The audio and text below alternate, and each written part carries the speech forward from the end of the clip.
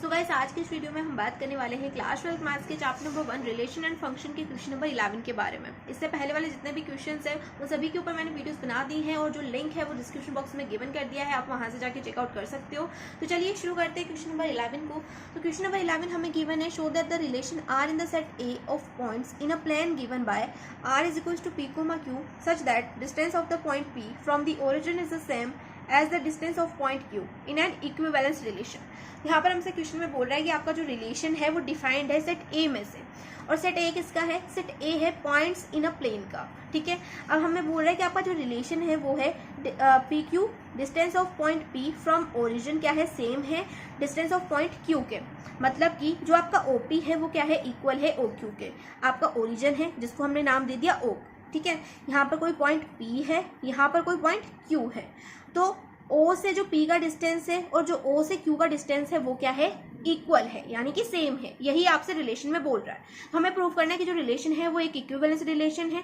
तो सबसे पहले तो इस रिलेशन को एक इक्विवेलेंस रिलेशन प्रूव करेंगे, उसके बाद में हम इस आगे के पार्ट को देखेंगे। ठीक है, अब यहाँ पर जो सेट ए गिवन है उसके ऊपर ज्यादा ध्यान देने की जरूरत नहीं है, आपको रिलेशन समझ में आ गया, उसके ऊपर फोकस करो। अब देखो भाई, तो सबसे पहले रिफ्लेक्सिव चेक कर लेते हैं। तो रिफ्लेक्सिव की कंडीशन क्या होती है? देखो, अगर आपका जो एक्स है वो बिलोंग करता है आर को, तो एक्स को एक्स भी क्या करता है? बिलोंग करेगा आर को। यही रिफ्लेक्सिव की कंडीशन होती है।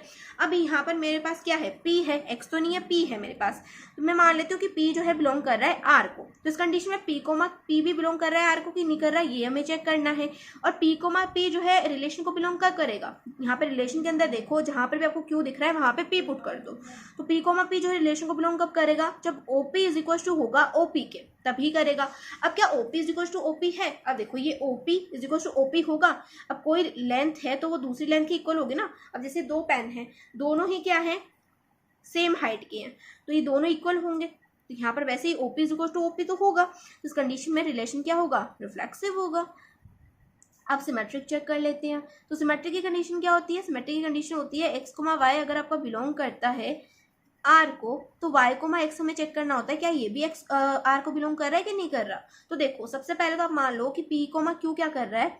रिलेशन को बिलोंग कर रहा है। और p, q रिलेशन को बिलोंग कब करेगा?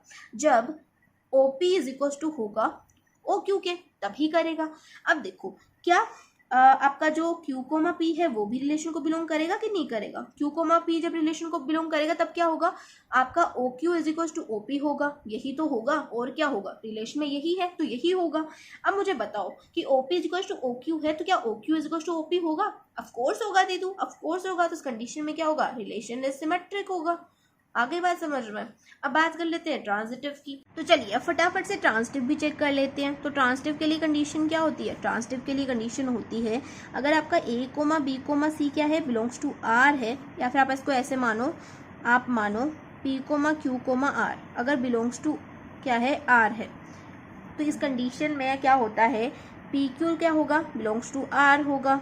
ठीक है, QR भी क्या होगा? बिलोंग्स टू R होगा। तो हमें चेक करना है क्या PR भी बिलोंग्स टू R है या नहीं है? PR भी बिलोंग्स टू R है या नहीं है, ये हमें क्या करना है? चेक करना है। तो सबसे पहले तो देखो, PQ बिलोंग्स टू R कब होगा? जब OP is equal to OQ होगा। OP is equal to OQ होगा। और QR बिलोंग्स टू R कब होगा? जब OQ is equal to OR होगा। तो मुझे बताओ, जब OP is equal to OQ है, OQ is equal to OR है, तो क्या OP is equal to OR नहीं होगा? बिल्कुल होगा। OP is equal to OR भी तो होगा। जब OP OQ के इक्वल है, OQ OR के इक्वल है, तो OP और OR भी तो इक्वल ही होंगे। बिल्कुल होंगे। इस कंडीशन में P, R भी क्या होगा? बिलोंग्स टू R होगा। यहाँ पर R क्या हो जाएगा? R is transitive. R is transitive. तो यहाँ तक तो हमने कर लिया। अब आगे की चीज देख लेते हैं। अब आगे की चीज में वो ज्यादा कुछ नहीं बोल रहा, वो यहाँ पर आपसे ये बोल रहा है कि further show that the set of all points related to a point P is not equal 0, 0 is the circle passing through P with origin as a centre.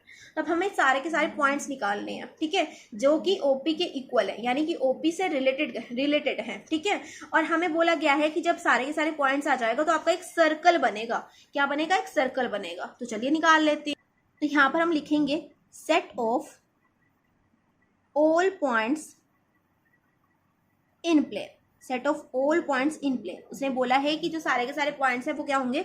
OP के इक्वल होंगे। यहाँ पर आप मान लो कि कोई O है, ये पॉइंट जो है P है, तो ये OP डिस्टेंस है। कोई पॉइंट Q मान लो तो इन दोनों की डिस्टेंस भी सेम होगी। कोई पॉइंट R मान लो, ये भी क्या होगा, ये भी इक्वल होगा OQ के, OR भी इक्वल होगा OQ के, और OP भी क्या है, इक्वल है OR के। ऐसे ही S मान लो, यहाँ पे कोई पॉइंट है तो यहाँ पर जो है ये दोनों का डिस्टेंस भी सेम होगा। ऐसे ही यहाँ पर कोई पॉइंट होगा, यहाँ पे कोई पॉइंट होगा। तो जब इन सभी पॉइंट्स को हम मिलाएंगे तो हमारे पास क्या बनेगा, एक सर्कल बनेगा। क्या बनेगा, एक सर्कल बनेगा। तो हो गई ना जो आपकी कंडीशन सेटिस्फाई। यहाँ पर आप लिख दो कि सेट ऑफ ऑल पॉइंट्स क्या है, सेट ऑफ ऑल पॉइंट्स है OP is equals to OQ is equals to OS, और यहाँ पर सोन चलता जाएगा, और इसको हम इक्वल मान लेंगे किसके, R के, क्योंकि ये सब क्या है, रेडियस ही तो है सर्कल की। अब यहाँ से लेकर के यहाँ तक का डिस्टेंस क्या होता है, सर्कल की रेडियस होती है, सॉरी। यहाँ से लेकर के यहाँ तक का डिस्टेंस भी रेडियस होगा, ये भी रेडियस, ये भी रेडियस, ये भी रेडियस, ये भी रेडियस। तो सेम पॉइंट्स मिलकर के क्या बना रहे हैं, एक सर्कल बना रहे हैं। ये हमने यहाँ पर सेट ऑफ ऑल पॉइंट्स इस प्लेन के निकाल दिए हैं। यहाँ पर आपका क्वेश्चन नंबर 11 कंप्लीट हो जाता है। बात कर लेते हैं क्वेश्चन नंबर 12 की। तो देखो भाई, यहाँ पर क्वेश्चन नंबर 12 आपको गिवन है, show that the relation R defined in the set A of all triangles as R is equals to T1 T2 such that T1 is similar to T2 is equivalence relation. तो यहाँ पर आपको एक set given है ए। Set ए किसका है, all triangles का set है, और हमें एक रिलेशन गिवन है जो कि सेट ए में से डिफाइंड है। रिलेशन है आपके पास क्या, कि जो T1 है, T1 क्या है, यहाँ पे ट्राइंगल है, तो जो T1 ट्राइंगल है वो क्या है, इक्वल है T2 ट्राइंगल के, यानी कि सिमिलर है दोनों ट्राइंगल्स। अब यहाँ पर हमें बताना है कि ये रिलेशन क्या है, इक्विवेलेंस रिलेशन है। अब मुझे ये बताने की तो जरूरत नहीं है कि इक्विवेलेंस रिलेशन होता क्या है, तो सबसे पहले रिफ्लेक्सिव निकाल लेते हैं। तो रिफ्लेक्सिव के लिए हम मानेंगे कि लेट T1 क्या है, बिलोंग करता है R को, ठीक है। T1 क्या करता है, रिलेशन को बिलोंग करता है। तो इस कंडीशन में हमारा T1 T1 भी क्या करेगा, रिलेशन को बिलोंग करेगा। इसको हमें क्या करना है, प्रूव करना है। अब इसको प्रूव कैसे करेंगे, तो देखो इसके लिए कंडीशन क्या हो जाएगी, देखो रिलेशन क्या बन जाएगा इसके लिए, T1 इज इक्वल टू बन जाएगा T1। तो ट्राइंगल 1 क्या इक्वल होगा ट्राइंगल 1 के, ऑफकोर्स होगा यार। ये पेन इस पेन के इक्वल होगा कि नहीं होगा, ऑफकोर्स होगा। तो इस कंडीशन में क्या हो गया, जो T1 है वो इक्वल है T1 के। इसका मतलब क्या है, T1 T1 belongs to R है, यानी कि अगर आपका A बिलोंग्स टू R है तो इस कंडीशन में A भी बिलोंग्स टू R होना चाहिए। तो यहाँ पर हमारा T1 बिलोंग्स टू R था, तो T1 T1 भी बिलोंग्स टू R होना चाहिए, जो कि है। इस कंडीशन में हमारे पास क्या हो जाएगा, R इज रिफ्लेक्सिव हो जाएगा।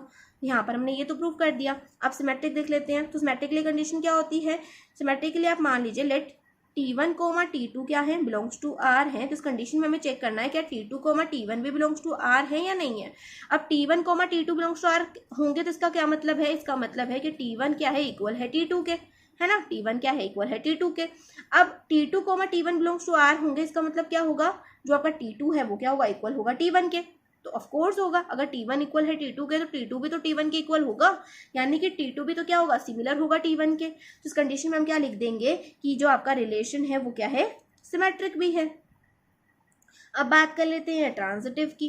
तो ट्रांजिटिव की कंडीशन क्या होती है, ट्रांजिटिव की कंडीशन होती है, लेट करो T1 T2 T3 belongs to क्या है, R है। तो इस कंडीशन में हमें पता है कि हमें गिवन होता है कि T1 T2 belongs to R होंगे, T2 T3 भी बिलोंग्स टू R होंगे, और हमें चेक करना है क्या T1 T3 भी बिलोंग्स टू R है या नहीं है।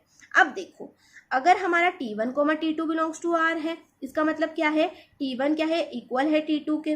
T2 T3 belongs to R है, इसका मतलब है T2 इक्वल है T3 के। और यहाँ पर T1 T3 हमें बिलोंग्स टू R चेक करना है। तो जब T1 इक्वल है T2 के, T2 इक्वल है T3 के, तो T1 और T3 तो इक्वल होंगे ही ना, T1 और T3 भी तो सिमिलर होंगे। यहाँ पर T1 इज इक्वल टू हो जाएगा T3। इसका मतलब क्या है, रिलेशन आपका ट्रांजिटिव भी है। और जब आपका रिलेशन ट्रांजिटिव है, रिफ्लेक्सिव है, सिमेट्रिक है, तो इसका मतलब क्या है, hence relation is equivalence. Relation equivalence भी हो जाएगा। जब तीनों ही सेटिस्फाई हो रहा है तो रिलेशन इक्विवेलेंस रिलेशन भी तो होगा। तो यहाँ पर यहाँ तक तो हमने कंप्लीट कर दिया। अब आगे की बात पढ़ लेते हैं। अब बात कर लेते हैं आगे के क्वेश्चन की। तो आगे हमसे बोल रहा है कि consider 3 right angle triangles T1 with sides 3, 4, 5, T2 with sides 5, 12, 13 and T3 with sides 6, 8, 10 which triangle among T1 T2 are related. तो यहाँ पर हमें 3 ट्राइंगल दे दिए हैं, T1 T2 और T3। हमसे बोल रहा है कि तीनों के तीनों क्या है, राइट एंगल ट्राइंगल है।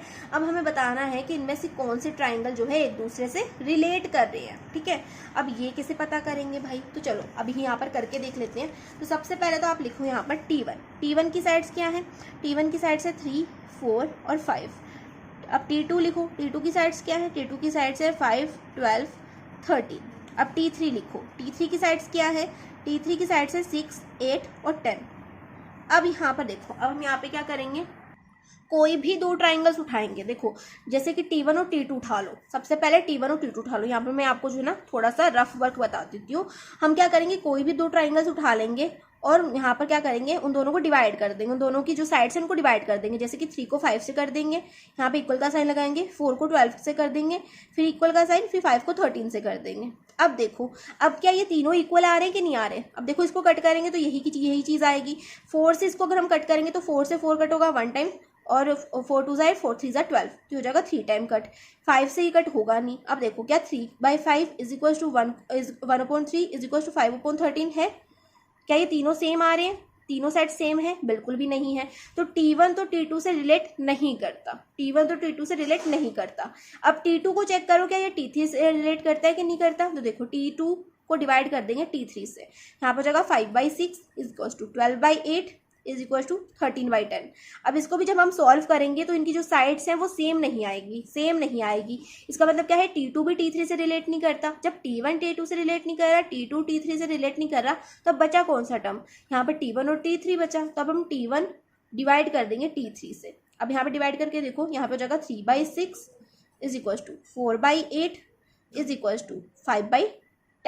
अब इसको सॉल्व करके देखो, तो यहाँ 3 से 3 कट होगा 1 टाइम, 3 से 6 कट होगा 2 टाइम, 4 से 4 कट होगा 1 टाइम, 4 से 8 कट होगा 2 टाइम, 5 से 5 कट होगा 1 टाइम, 5 से 10 कट होगा 2 टाइम। अब यहाँ पे जब मैंने इनको सॉल्व करा तो मेरे पास सेम नंबर आ गया, 1/2 1/2 1/2। तो जब भी आप कोई दो ट्राइंगल को डिवाइड करो, दो ट्राइंगल की साइड्स को डिवाइड करो और आपके पास में सेम नंबर आ जाए, इसका मतलब क्या है, वो दोनों ट्राइंगल्स एक दूसरे से रिलेट कर रहे हैं। तो किसी भी दो ट्राइंगल को रिलेट करके दिखाना है तो हमें क्या करना पड़ेगा, इस वाले प्रोसेस को जो है फॉलो करना है। यहाँ पर हम लिख देंगे कि T1 क्या कर रहा है, रिलेट कर रहा है किससे, T1 is related to T3। बस यही बताना था और ये हमने बता दिया। तो क्वेश्चन नंबर 12 भी कंप्लीट हो गया। अब बात कर लेते हैं क्वेश्चन नंबर 13 की। तो चलो क्वेश्चन नंबर 13 हमें यहाँ पे गिवन है, show that the relation R defined in the set A of all polygons is R is equals to P1, P2 such that P1 and P2 have a same number of sides is an equivalence relation। सबसे पहले यहाँ तक solve करेंगे, बाकी की राम कहानी को बाद में पढ़ेंगे। तो देखो यहाँ पर हमें बोला है कि एक रिलेशन है R जो डिफाइंड हो रहा है सेट A में से।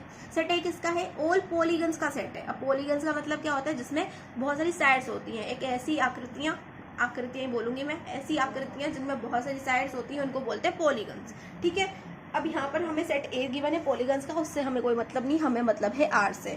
तो रिलेशन आर हमें गिवन है, जो P1 है और जो P2 है उनमें क्या है, सेम नंबर ऑफ साइड्स हैं। क्या है, सेम नंबर ऑफ साइड्स हैं। अब देखो हमें बताने की रिलेशन क्या है, इक्विवेलेंस है।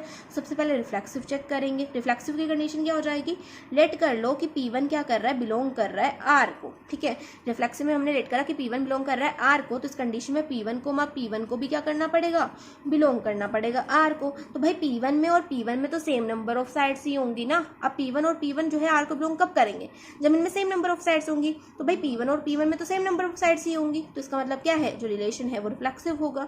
और मैं सोच रही हूँ कि आपको यहाँ तक समझ में आ गया होगा, क्योंकि हमारी जो रिफ्लेक्सिव की कंडीशन होती है वो होती है A बिलोंग्स टू आर। इस कंडीशन में हमें चेक करना होता है क्या A भी बिलोंग्स टू आर है कि नहीं है। यहाँ पर हमने P बिलोंग्स टू आर मान लिया था, तो P1 भी क्या होगा, बिलोंग्स टू आर होगा। और वो क्यों होगा, क्योंकि P1 और P1 में तो सेम नंबर ऑफ साइड्स ही होंगी। अब बात कर लेते हैं सिमेट्रिक की। तो सिमेट्रिक की कंडीशन क्या होती है, सिमेट्रिक में आप लेट कर लो कि P1, P2 क्या है, बिलोंग करते हैं आर को। इसका मतलब क्या है, P1 और P2 में क्या है, सेम नंबर ऑफ साइड्स है, तभी वो क्या करेंगे, आर को बिलोंग करेंगे।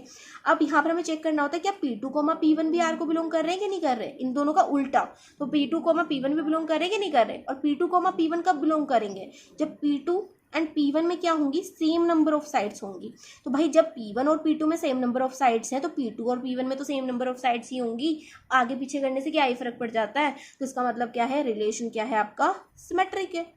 कोई दिक्कत नहीं है वहां तक, है ना, कोई दिक्कत नहीं है ना। अब देखो, अब ट्रांसिटिव चेक कर लेते हैं। ट्रांसिटिव की कंडीशन क्या होती है, लेट कर लो P1, P2, P3 क्या है, बिलोंग करते हैं आर को। इस कंडीशन में हमें गिवन होता है कि P1, P2 क्या होगा, बिलोंग करेगा आर को। A, B क्या होगा, बिलोंग करेगा आर को। B, C भी क्या करेगा, बिलोंग करेगा आर को। B, C का मतलब है P2, P3। ये भी क्या करेगा, बिलोंग करेगा आर को। तो हमें चेक करना है क्या ए कोमा सी भी बिलोंग कर रहा है आर को कि नहीं कर रहा, यानी कि P1 कोमा P3 भी क्या आर को बिलोंग कर रहा है कि नहीं कर रहा। अब देखो P1 कोमा P2 आर को बिलोंग कब करेंगे, जब P1 और P2 में क्या होंगी, सेम नंबर ऑफ साइड्स होंगी। P2 P3 कब बिलोंग करेंगे आर को, जब P2 और P3 में क्या होंगी, सेम नंबर ऑफ साइड्स होंगी। अब भाई P1 और P3 बिलोंग कब करेगा आर को, जब P1 और P3 में सेम नंबर ऑफ साइड्स होंगी, और क्या होगा, है ना, यही तो होगा। अब देखो जब P1 और P2 में सेम नंबर ऑफ साइड्स हैं, P2 और P3 में सेम नंबर ऑफ साइड्स हैं, तो P1 और P3 में तो होंगी सही ना। तो इसका मतलब क्या है, रिलेशन इज ट्रांजिटिव। और जब आपका रिलेशन ट्रांजिटिव है, रिफ्लेक्सिव है, सिमेट्रिक है, इसका मतलब क्या है, रिलेशन इज इक्विवेलेंस। यहाँ पर लिख देना, hence relation is equivalence relation. यहाँ तक हमने कर दिया। अब बात करते हैं सेकंड पार्ट की। यहाँ पे देखो, यहाँ पर उसने बोला है what is the set of all elements in A related to right angle triangle T with sides 3, 4, 5। तो यहाँ पर हमसे बोला है सेट ऑफ ऑल एलिमेंट्स बता दो जो कि रिलेट करते हो राइट एंगल ट्राइंगल से। सेट ऑफ ऑल एलिमेंट्स बता दो ए में से जो कि राइट एंगल ट्राइंगल से रिलेट करते हो विद साइड्स 3, 4, 5। तो राइट एंगल ट्राइंगल की साइड्स क्या है, 3, 4, 5 है। अब राइट एंगल ट्राइंगल दिखता कैसा है, उसकी शक्ल बता देते हैं एक बार आपको। तो देखो राइट एंगल ट्राइंगल कुछ इस टाइप का दिखता है जिसमें 90 डिग्री का एंगल होता है, that is a right angle triangle, ये तो पता ही होगा। अब यहाँ पर ये वाली साइड 3 है, ये वाली क्या है, इस वाली को आप मान लो 5 है, ये वाली 4 है। ये एक राइट एंगल ट्राइंगल है। अब देखो भाई, अब ट्राइंगल जो है, ट्राइंगल के अंदर कितनी साइड्स होती हैं, 3 साइड्स होती हैं। अब भाई ट्राइंगल से कौन सा चीज रिलेट कर सकती है, कौन सी चीज जो है ट्राइंगल के सिमिलर होगी, जो कि ट्राइंगल होगी। अब ट्राइंगल से आपका हेक्सागन तो रिलेट करेगा नहीं, हेक्सागन में तो जो है 6 साइड्स होती हैं, तो 6 साइड वाली जो चीज है वो 3 साइड वाली चीज से कैसे रिलेट कर जाएगी, नहीं कर सकती ना। तो एक ट्राइंगल से क्या होगा, सेट ऑफ ऑल ट्राइंगल से रिलेट कर सकते हैं। जितने भी सेट ऑफ ऑल ट्राइंगल्स किसके अंदर है, सेट ए के अंदर है, वो ही क्या करेंगे, इस ट्राइंगल से रिलेट करेंगे, है ना, इस ट्राइंगल के इक्वल होंगे। अब आपके इक्वल कौन होगा, आपके लेवल का बंदा। अब अंबानी तो आपके लेवल का है नहीं, तो वो आपके इक्वल तो हो नहीं सकता। वैसे ही ट्राइंगल के रिलेटेड कौन होगा, जो ट्राइंगल होगा। अब हेक्सागन जो है पेंटागन तो रिलेटेड होगा नहीं, तो ये चीज हमने यहाँ पे कर दी। तो यहाँ पर आपको जो क्वेश्चन नंबर 13 है वो कंप्लीट हो जाता है। बात कर लेते हैं क्वेश्चन नंबर 14 की। तो देखो भाई, क्वेश्चन नंबर 14 हमें यहाँ पे गिवन है, let L be the set of all lines in XY plane and R with the set R with the relation in L defined is R is equals to L1 L2 such that L1 is parallel to L2 sorry. तो यहाँ पर हमसे क्या बोल रहा है कि L क्या है, आपका सेट है ऑल लाइंस का, सारी लाइंस का सेट है, क्या है वो L है। और ये लाइंस किस में से है, XY प्लेन में से है, ठीक है, XY प्लेन में से है। ये कोई X है, ये कोई Y लाइन है, इसके अंदर बहुत सारी लाइनें बनी हुई हैं, ऐसे बहुत सारी लाइनें बनी हुई हैं। इन लाइंस का सेट क्या है, इन लाइंस का सेट है L, set of all lines, ठीक है, सेट ऑफ ऑल लाइंस। अब यहाँ पर हमसे एक रिलेशन गिवन है जो कि क्या है, R है, जो कि डिफाइंड है सेट L में से। R क्या है आपके पास, जो L1 है वो क्या है, पैरेलल है L2 के, यानी कि ये कोई L1 लाइन मान लो, ये कोई L2 लाइन मान लो, दोनों क्या है, पैरेलल चल रही हैं, दोनों एक दूसरे को क्रॉस नहीं कर रही, सिर्फ पैरेलल चल रही हैं, जो कि कभी मिलेंगी नहीं। ठीक है, यहाँ तक समझ में आ गया। तो हमें बताना है कि जो रिलेशन है ये एक इक्विवेलेंस रिलेशन है। तो सबसे पहले रिफ्लेक्सिव चेक करेंगे, बाकी की चीज़ें बाद में पढ़ेंगे यार, बाद में कर लेंगे उनको चीज़ों को सॉल्व। अब पहले रिफ्लेक्सिव चेक करते हैं। तो रिफ्लेक्सिव के लिए आप मान लो कि लेट L1 क्या है, बिलोंग कर रहा है R को, L1 बिलोंग कर रहा है R को। तो हमें बताना है क्या L1 कोमा L1 भी R को बिलोंग कर रहा है कि नहीं कर रहा, कर रहा है कि नहीं कर रहा। अब देखो ये कब करेगा, जब L1 जो है पैरेलल होगा L1 के, जब L1 जो है पैरेलल होगा L1 के। अब एक लाइन अपने आप के तो पैरेलल होती है, एक लाइन अपने आप के तो पैरेलल होती है। इस कंडीशन में क्या हो गया, R is reflexive, R is reflexive. यहाँ तक कोई दिक्कत नहीं। अब सिमेट्रिक चेक कर लेते हैं। तो सिमेट्रिक के लिए क्या हो जाएगा, लेट करो L1 और L2 बिलोंग कर रहे R को, ठीक है, L1 और L2 बिलोंग कर रहे R को। अब हमें चेक करना है क्या L2 और L1 भी बिलोंग कर रहा है R को कि नहीं कर रहा, इसका उल्टा भी बिलोंग कर रहा है R को कि नहीं कर रहा। अब देखो L1 और L2 बिलोंग कब करेंगे R को, जब L1 जो है पैरेलल होगा L2 के, है ना। अब L2 और L1 कब बिलोंग करेंगे R को, जब L2 जो है पैरेलल होगा L1 के। तो भाई जब L1 L2 के पैरेलल है तो L2 तो L1 के पैरेलल ही होगा, इसमें क्या बड़ी बात है, ये तो हमें पता है। तो यहाँ पर क्या हो जाएगा, रिलेशन आपका क्या हो जाएगा, सिमेट्रिक हो जाएगा। आगे बात समझ में। अब ट्रांजिटिव चेक कर लो। तो ये बहुत सिंपल क्वेश्चन है, इनको तो ऐसे ही कर सकते थे तुम। अब देखो, अब यहाँ पर आप लेट कर लो कि L1 L2 L3, ये क्या कर रहे हैं, बिलोंग कर रहे हैं R को। इस कंडीशन में L1, L2 जो है बिलोंग करेगा R को, ये हमें गिवन होती है कंडीशन, ठीक है। L2, L3 जो है बिलोंग करेगा R को, ये भी हमें गिवन होता है। और हमें चेक करना है क्या L1 और L3 भी बिलोंग कर रहे हैं R को कि नहीं कर रहे, L1 और L3 भी बिलोंग कर रहे हैं R को कि नहीं कर रहे। अब मुझे बताओ कि L1 और L2 R को बिलोंग कब करेंगे, कब करेंगे, जब L1 जो है पैरेलल होगा L2 के, तभी करेंगे, है ना। L2 और L3 बिलोंग कब करेंगे R को, जब L2 जो है पैरेलल होगा L3 के, तब करेंगे। अब L1 और L3 कब R को बिलोंग करेंगे, जब L1 जो है पैरेलल होगा L3 के। अब मुझे ये बताओ कि जब L1 L2 के पैरेलल है, L2 L3 के पैरेलल है, तो क्या L1 L3 के पैरेलल नहीं होगा, नहीं होगा, क्या होगा ना। तो इस कंडीशन में क्या हो गया, रिलेशन इज ट्रांजिटिव हो गया कि नहीं हो गया। तो यहाँ पर जब रिलेशन रिफ्लेक्सिव है, सिमेट्रिक है, ट्रांजिटिव है, तो इस कंडीशन में इक्विवेलेंस भी तो होगा। तो hence the relation is equivalence. यहाँ तक कोई दिक्कत नहीं है, कर लिया हमने यहाँ तक सॉल्व। तो चलिए अब बात कर लेते हैं क्वेश्चन के सेकंड पार्ट की। तो क्वेश्चन का सेकंड पार्ट हमें यहाँ पे गिवन है, find the set of all lines related to the line y is equal to 2x plus 4। हमें ये जो y is equal to 2x plus 4 line given है, इससे रिलेटेड लाइन निकालनी है, मतलब इससे सिमिलर लाइन्स हमें निकालनी है, ठीक है, उनका सेट हमें निकालना है। तो देखो पहले तो ये बताओ मुझे कि लाइन की इक्वेशन क्या होती है। तो लाइन की इक्वेशन होती है y is equal to ax plus b, ये होती है लाइन की इक्वेशन। यहाँ पर जो b होता है वो क्या होता है, कांस्टेंट होता है। अब हर जो लाइन इस लाइन से रिलेटेड होगी ना, उसमें सिर्फ ये पार्ट चेंज होगा, बाकी का सिमिलर रहेगा। जैसे कि यहाँ पर मैं कोई दूसरी लाइन लिख देती हूँ, y is equal to ax plus c। उस कंडीशन में यहाँ पर ये जो c है ये चेंज्ड है, मतलब कांस्टेंट चेंज हुआ है, बाकी का सब कुछ तो सिमिलर है। तो यहाँ पर जो भी लाइन जो है इस लाइन से रिलेट करेगी, उसमें सिर्फ ये वाला जो पार्ट है वो चेंज होगा, बाकी सब चीजें सिमिलर होगी। तो यहाँ पर इस लाइन से रिलेटेड जो लाइन्स होंगी उनका जो सेट होगा वो क्या होगा, सेट ऑफ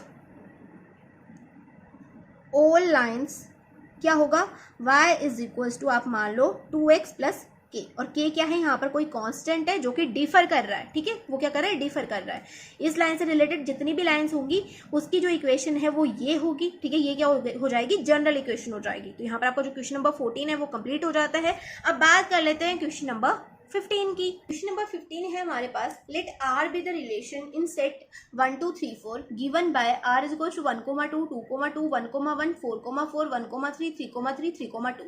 यहाँ पर हमें बताना है कि ये रिलेशन कौन सा है। तो जब आप इस क्वेश्चन को सॉल्व करोगे तो आपको पता चल जाएगा कि ये कौन सा रिलेशन है। अब मुझे लगता है कि मैंने इतने सारे क्वेश्चन आपको बता दिए हैं, तो मुझे ये बताने की जरूरत तो नहीं है, इस क्वेश्चन को सॉल्व करवाने की तो जरूरत नहीं होनी चाहिए। तो यहाँ पर आपका जो ऑप्शन नंबर बी है वो सही हो जाएगा, क्योंकि यहाँ पर आपका जो रिलेशन है ये रिफ्लेक्सिव है और ये सिमेट्रिक भी नहीं है और ट्रांजिटिव भी नहीं है। तो आपका जो ऑप्शन बी है वो यहाँ पर सही हो जाएगा। अब आप यहाँ पे देख ही सकते हो यार, रिलेशन के अंदर यहाँ पे 1,1 है, 2,2 है, 3,3 है और 4,4 है, यानी कि जो आपका रिफ्लेक्सिव तो है यहाँ पर, है ना। 1 है तो 1,1 भी प्रेजेंट है, 2 है तो 2,2 भी प्रेजेंट है, तो यहाँ पर रिफ्लेक्सिव तो है आपका रिलेशन। अब यहाँ पे आप देखो, यहाँ पर आपका 1,3 है, लेकिन 3,1 तो प्रेजेंट है ही नहीं इस रिलेशन के अंदर, यानी कि उल्टी चीज तो प्रेजेंट है ही नहीं, तो ये रिलेशन सिमेट्रिक तो नहीं है। अब 1,3 है, 3,2 भी है, लेकिन 1,2 आपको यहाँ पर दिख रहा है, या फिर आप देखो यहाँ पे दिख रहा है 1,2 तो दिख रहा है, लेकिन अगर आप यहाँ पर कोई और चीज ले लो, जैसे कि आप ले लो 3,3 ले लो, 3,3 है, 3,2 है ना। अब 3,2 आपको दिख रहा है, 3,2 आपको दिख रहा है यहाँ पर रिलेशन के अंदर, A,C नहीं दिख रहा ना, जिसका मतलब क्या है, आपका जो रिलेशन है वो ट्रांजिटिव भी नहीं है। यहाँ पर आपका क्वेश्चन नंबर 15 कंप्लीट हो गया। अब बात कर लेते हैं क्वेश्चन नंबर 16 की। तो क्वेश्चन नंबर 16 हमें यहाँ पे गिवन है, let R be the relation in a set N given by R is equal to A, B such that A is equal to B-2 and B is greater than 6। तो यहाँ पर हमसे बोला गया है कि आपका जो R है वो डिफाइंड है सेट N में से, और यहाँ पर हमें रिलेशन गिवन है A is equal to B-2, ठीक है। तो हमें जो है ये ऑप्शंस गिवन है, अब हमें बताना है कि कौन सा ऑप्शन करेक्ट है। तो सबसे पहले हम क्या करेंगे, देखो ये वाली जो चीज है ये A है और ये वाली चीज B है। अब हम क्या करेंगे, यहाँ पर इस रिलेशन के अंदर B की वैल्यू पुट करेंगे और A की वैल्यू निकाल के देखेंगे। तो चलो पुट कर लेते हैं। तो A इज इक्वल टू हो जाएगा, देखो B की जगह पर अगर मैं 4 पुट कर देती हूँ तो 4-2 क्या होता है, 2 होता है। यहाँ पर A की वैल्यू आ गई 2, यहाँ पर A की वैल्यू 2 आती है जब मैं रिलेशन के अंदर पुट करती हूँ, और रिलेशन के अंदर भी यहाँ पर हमारे पास क्या है, A की वैल्यू 2 है। लेकिन ये वाला जो आंसर है ये करेक्ट नहीं होगा। क्यों नहीं होगा, क्योंकि हमसे बोला गया है कि जो B की वैल्यू है वो ग्रेटर देन है 6 के, लेकिन यहाँ पर तो हमने B की वैल्यू 4 पुट करी थी ना, तो B की वैल्यू 4 पुट करी है तो 4 तो जो है 6 से बड़ा नहीं होता। तो जब 4 6 से बड़ा नहीं होता तो ये वाला जो ऑप्शन है ये इनकरेक्ट है। ठीक है। अब सेकंड वाला ऑप्शन देखो, सेकंड वाला ऑप्शन है 3,8। अब अगर यहाँ पर मैं इस वाले फंक्शन के अंदर b की वैल्यू पुट कर दूं तो यहाँ पर a इज इक्वल टू क्या हो जाएगा, 8 - 2 हो जाएगा। 8 - 2 होता है 6, तो यहाँ से मेरे पास a की वैल्यू 6 आ रही है, लेकिन यहाँ पर तो मेरे पास a की वैल्यू 3 गिवन है फंक्शन के अंदर, ऑप्शन के अंदर तो a की वैल्यू 3 गिवन है ना, और मेरे पास a की वैल्यू 6 आ रही है, तो ये वाला ऑप्शन भी क्या हो गया, इनकरेक्ट हो गया। अब बात कर लेते हैं थर्ड वाले ऑप्शन की। तो यहाँ पर अगर मैं a is equal to b की जगह पे क्या पुट करूँ, 8 पुट करूँ, 8 - 2 हो जाएगा 6, यहाँ से मेरे पास a की वैल्यू आ गई 6, और यहाँ पर भी तो मेरे पास a की वैल्यू 6 थी, यहाँ पर भी a की वैल्यू 6 आ गई, तो ये वाला ऑप्शन हो जाएगा आपका करेक्ट। तो 16 वाले क्वेश्चन के लिए ऑप्शन नंबर सी जो है आपका हो जाएगा करेक्ट आंसर। तो यहाँ पर आपकी जो एक्सरसाइज 1.1 है वो कंप्लीटली सॉल्व हो जाती है। होप सो आपको सारे के सारे क्वेश्चन समझ में आए होंगे। अगर किसी भी क्वेश्चन में डाउट आता है तो आप मुझे कमेंट सेक्शन में उस क्वेश्चन का जो है पूछ लेना, कोई भी डाउट जो आपको आता है तो, और मैं उसके ऊपर जरूर से वीडियो बना दूंगी, नेक्स्ट वीडियो के अंदर आपको बता दूंगी, या फिर कॉमेंट सेक्शन में ही आपका डाउट क्लियर करवा दूंगी। तो चलिए यहाँ पर एक्सरसाइज 1.1 कंप्लीट हो जाती है। अब नेक्स्ट वीडियो के अंदर हम एक्सरसाइज 1.2 का कॉन्सेप्ट पढ़ेंगे, साथ ही उसके क्वेश्चंस भी लगाएंगे। तो चलिए मिलते हैं नेक्स्ट वीडियो में, तब तक के लिए बाय बाय, टेक केयर।